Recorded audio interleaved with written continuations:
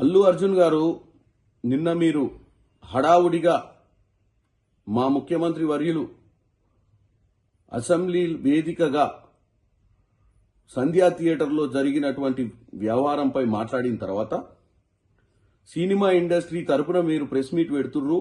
ఎందుకంటే మీరు అందులో కీలకమైన వ్యక్తిగా మీ సినిమాకు మీరు వెళ్ళినప్పుడు అక్కడ ఒక నిండు ప్రాణము ఈరోజు ఆ కుటుంబంలో మరో వ్యక్తి సీరియస్గా ఉన్న విషయాన్ని గుర్తు చేస్తూ నిన్న అసెంబ్లీలో మాట్లాడిన దానికి మీరు ప్రెస్ మీట్ పెడితే మేమందరం ఏమనుకున్నామంటే, మీరు ప్రెస్ మీట్ పెట్టి ముఖ్యమంత్రి గారు చెప్పింది వాస్తవము, రానున్న రోజుల్లో మేమంతా బాధ్యతగా వ్యవహరిస్తాము, తప్పిదం జరిగింది, తప్పిదం వల్ల ప్రాణాలు కోల్పోయినాయని చెప్పి ఒక మంచి సందేశాన్ని, ఒక సినిమా రియల్ హీరోగా సందేశాన్ని పంపిస్తారనుకున్నాం తప్ప, మీరు నిన్న ప్రెస్ మీట్ లో మీరు ఒక నోట్ రాసుకొని వచ్చి మీరు ఒక రియల్ హీరోగా కాకుండా ఒక సినిమా హీరోగానే మీరు వ్యవహారం చేసినట్టుగా కనపడుతుంది.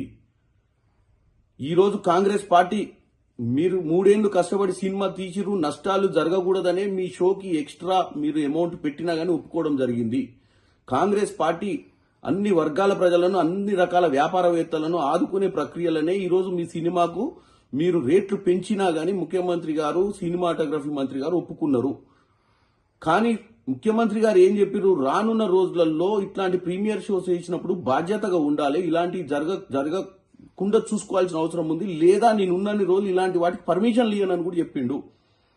అది ఆయన పర్సనల్ ఉద్దేశం కాదు, ప్రజలను ఉద్దేశించుకొని మాట్లాడుతుండు.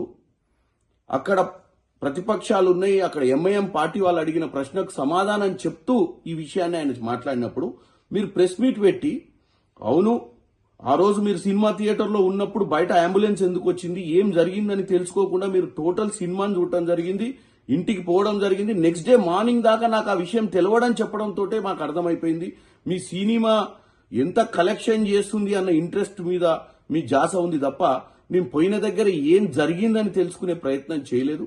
మీరు ఇంకా నేను తెలిసిన తర్వాత పోలీస్ స్టేషన్కి పోదాము, లేకపోతే హాస్పిటల్కి పోదామంటే లీగల్ మ్యాటర్స్ అడ్డొచ్చినాయని చెప్తున్నారు. ఒక రియల్ హీరోగా మీరు మాట్లాడినట్టు లేదు. ఒక స్క్రిప్ట్ను తీసుకొని ఆ స్క్రిప్ట్ను చదివినట్టుగా ఉంది. మీరు ఏం సందేశం పంపిద్దాం అనుకుంటుర్రో ప్రజలకు మీకే క్లారిటీ లేకుండా నిన్న మీరు ప్రెస్ మీట్ పెట్టిర్రు.